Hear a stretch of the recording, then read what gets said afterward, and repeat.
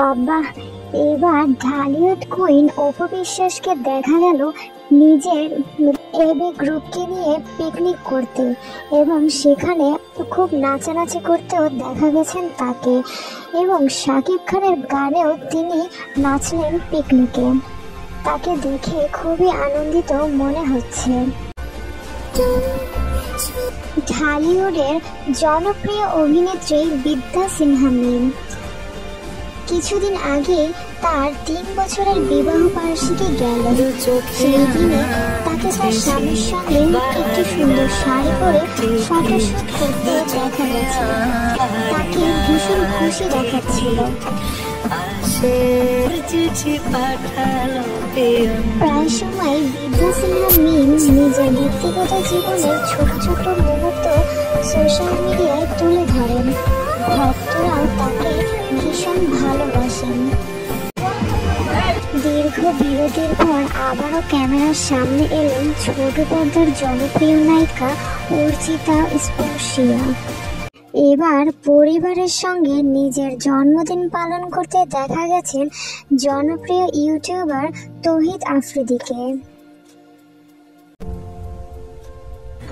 আমরা আসছি next project নিয়ে। আবারও নতুন প্রজেক্ট নিয়ে গৌতম সাহার সঙ্গে আসছেন চিত্রনায়িকা বুবলি ও বারিশা হক, এবং সঙ্গে থাকছেন ছোট্ট মডেল ওয়াসিফ খান।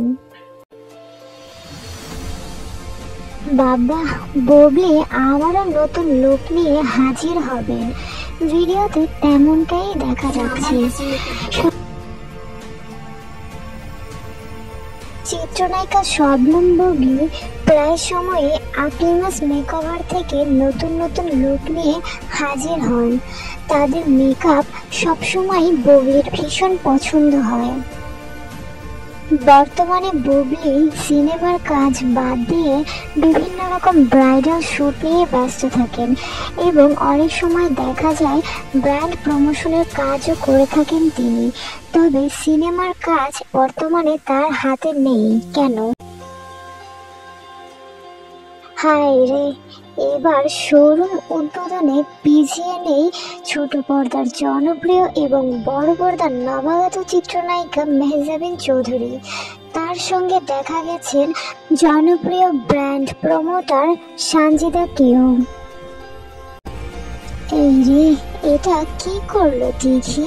এতগুলো মানুষের সামনে এটা না করলেও তো পারতো।